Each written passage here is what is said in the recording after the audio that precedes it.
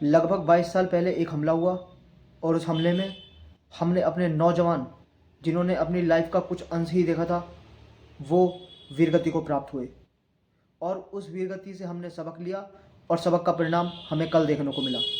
नमस्कार दोस्तों, मैं प्रतीक कुमार एडवोकेट आज फिर एक नई वीडियो में स्वागत करता हूं। उम्मीद करता हूं आप सब बहुत अच्छे होंगे, आपके परिवार में भी सभी बहुत अच्छे होंगे। मैं बात करता हूं उन मुद्दों पर और एजुकेट करने की पूरी कोशिश करता हूं कि लोगों को कुछ नया सीखने को मिले। मैं वीडियोस इसलिए लेके आता हूं ताकि जो चल रहा है, गलत जो चल रहा है, वो आगे फिर से ना हो। अगर मेरे वीडियोस आपको पसंद आते हैं तो मेरे चैनल को सब्सक्राइब करें, लाइक करें, मेरे वीडियोस पर कमेंट करें और लोगों तक शेयर करें ताकि उन्हें भी जानकारियाँ मिलती रहें।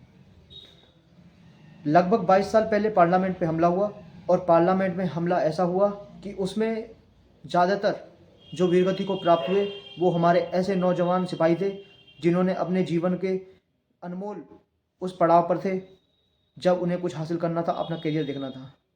लेकिन एक पार्लियामेंट्री आतंकवादी हमले में वो सब शहीद हुए। मैं उनको नमन करता हूँ। लेकिन उस हमले के बाद हमने क्या सीखा? हमने अपनी सिक्योरिटीज़ को मजबूत किया, हमने सेंसिटिव जगहों की सुरक्षाएं बढ़ाई और सुरक्षाएं इतनी बढ़ा दी कि आगे को ऐसी चीज़ें देखने को ना मिले। लेकिन जब हमारे देश का नौजवान इस तरह की हरकतें कर देता है, विजिटर पास पे जाते हैं और देश की जो गरिमा है, देश का जो दिल है, देश का जो मान सम्मान है, उस पर जब चोट कर देते हैं तो बहुत ही दुर्भाग्य होता है। उससे हमारे दुश्मन आगाह हो जाते हैं और हम उन्हें न्योता देते हैं ऐसे अपराध करने के लिए, ऐसे आतंकवादी हमला करने के लिए जो कि नहीं होने चाहिए। आतंकवाद का कोई रूप नहीं होता, कोई धर्म नहीं होता, कोई जाति नहीं होती। इन सब से हमें बचना होगा। हमें अपने नौजवान को ये देखना होगा कि हम नौजवान को आखिर दे क्या रहे हैं। कल जिस तरह से हमारे देश की धड़कन, आम जनता की मान सम्मान, संभुता, प्रभुता पर जिस तरह से नौजवान ने चोट करी, वो बहुत ही दुर्भाग्यपूर्ण है। मैं उसकी निंदा करता हूँ। जब पढ़ा लिखा नौजवान इस तरह की हरकतें करता है तो बहुत ही दुख होता है, उसके परिवार को भी, पूरे देश को, और जो देख रहे हैं, जिन्होंने देखा या इन्होंने सहा, बहुत दुख होता है। मैं इस चीज़ के ऊपर नहीं कह रहा हूँ कि ये बहुत ही एक अपना आक्रोश दिखाने का सही तरीका है। बिल्कुल नहीं, सही तरीका नहीं है। हालांकि जिस तरह पार्लियामेंट में लाइव सेशन में जब अपना सेशन चल रहा था पार्लियामेंट का, उस समय नौजवान भरी सभा में कूद गया और धुआंबाजी करने लगा। ये बहुत ही, और जो वो जबकि वो एक पढ़ा हुआ व्यक्ति है, समझदार है। हालांकि हमारे पार्लियामेंट के मार्शल्स ने उन्हें हिरासत में ले लिया गया, बाहर से उसकी साथी महिला को भी गिरफ्तार कर लिया गया। लेकिन क्या ये नौजवान का आक्रोश दिखाने का सही तरीका है? बिल्कुल सही तरीका नहीं है। मैं इसकी घोर निंदा करता हूँ। हम नौजवान हैं, हम पढ़े लिखे हैं। हमारे संविधान ने अपनी बात कहने के लिए, अधिकार को कहलाने के लिए, अपनी चीज़ों को लेने के लिए, प्रोटेस्ट करने के सही तरीके दिए हुए हैं। हमें उन पर चलना चाहिए। हम देखते हैं कितने आंदोलन चल रहे हैं। आने वाले समय पे, जाने वाले समय पे कितने आंदोलन आए और आएंगे और गए। सभी को आक्रोश नहीं दिखाना है। आंदोलन करने का एक तरीका है। आंदोलन उस रूप में करना चाहिए जिससे कि हम मैसेज दे सकें। तो ऐसा नहीं है, सरकार बातें मानती भी है और उन मांगों को पूरा करने की पूरी कोशिश करती है। पीछे हमने देखा हापुड़ लाठीचार्ज कांड में एडवोकेट्स पर भी हमले हुए, लेकिन उन्होंने प्रोटेस्ट किया, पढ़े लिखे तरीके से प्रोटेस्ट किया। पीछे और भी अभी मेरठ के एक सिटिंग एमएलए ने भी प्रोटेस्ट किया, शांति तरीके से प्रोटेस्ट किया।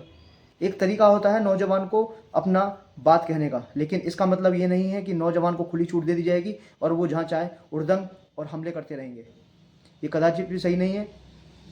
आम जन को भी ये जानना होगा कि प्रोटेस्ट करने के तरीके बहुत ही साधारण तरीके से करना चाहिए, ना कि किसी को आक्रोश दिखाना चाहिए, देश की गरिमा पर चोट करनी चाहिए। ये देश हम सबका है, हमें देश का मान सम्मान रखना है। हम उस देश के निवासी हैं जिस देश में सारी चीज़ों को कहने के लिए आपको राइट दिए गए हैं, आपको फंडामेंटल राइट्स दिए गए हैं, ना कि उल्टी सीधी हरकतें कर हमला करके अपने जीवन को बर्बाद करना है, अपने करियर को बर्बाद करना है। और मैं ख़ास तौर पे उन नौजवान को भी इस बात को कहना चाहूँगा जिन नौजवानों ने अपने आप को ये ठान लिया है गलत रास्ते पे जाने के लिए।